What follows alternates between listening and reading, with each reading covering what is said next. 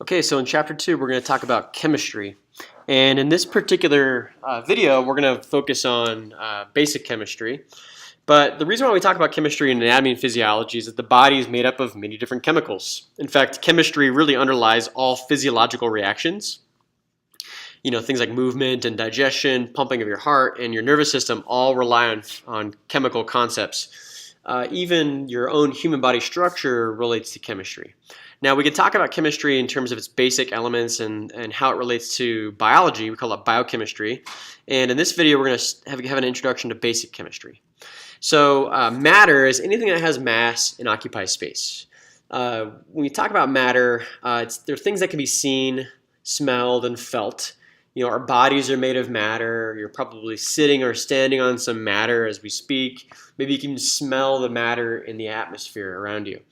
Now, all of this is considered matter, and technically it's really anything that has mass and occupies space.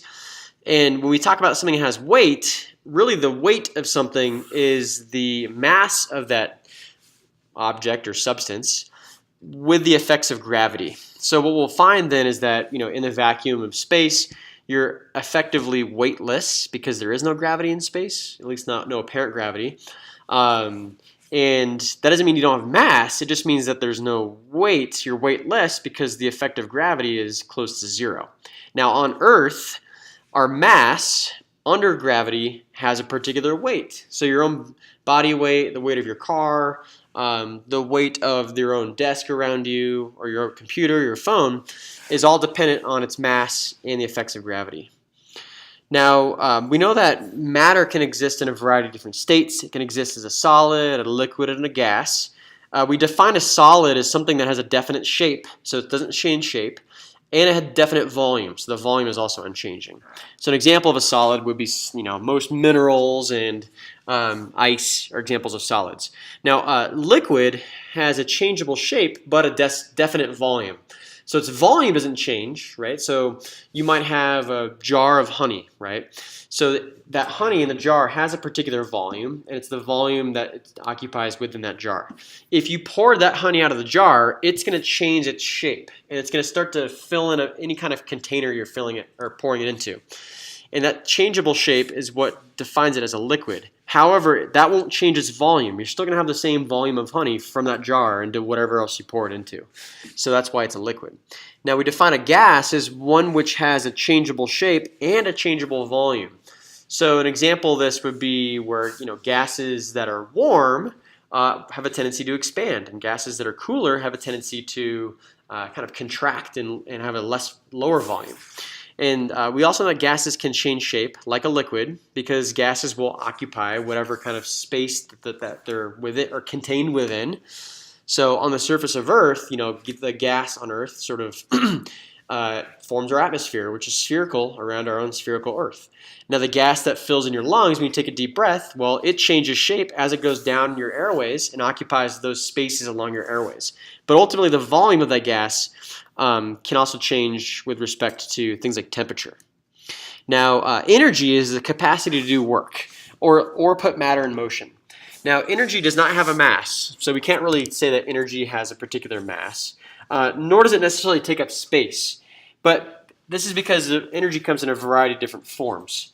Now, there is a relationship of energy and mass, and you guys probably know that is the famous equation of equals mc squared. However, you know, the greater amount of work you want to do, whether it's like chemical or mechanical work, then the more energy this is going to require. So these things are proportional. Now, we want to differentiate between two major forms of energy. That's kinetic versus potential energy. Kinetic energy is the energy of something in motion, right? So it's energy in action. If an object is moving, we say that it has kinetic energy.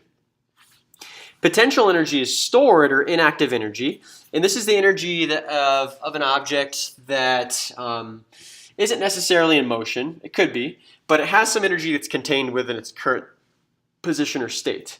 So an example of this would be, you know, if you drop a ball from, you know, a rooftop.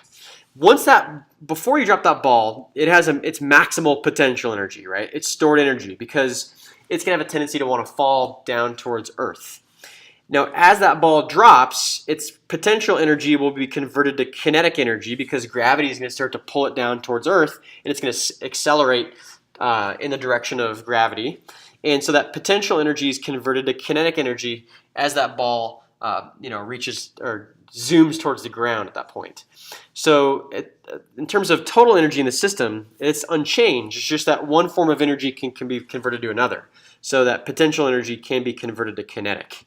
An example of this could be like the chemical potential energy in the ATP of your body, how this chemical potential energy can be used or at least converted in a way that can help us maybe power some muscles. And that we can convert that to kinetic energy to maybe pick up a pencil or throw a ball.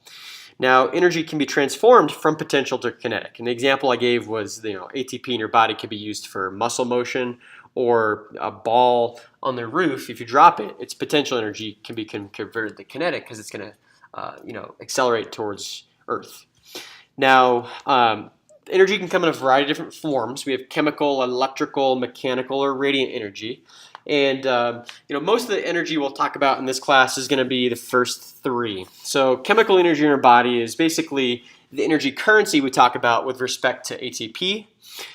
We do use a little bit of electrical energy in terms of communication of muscles and nerves.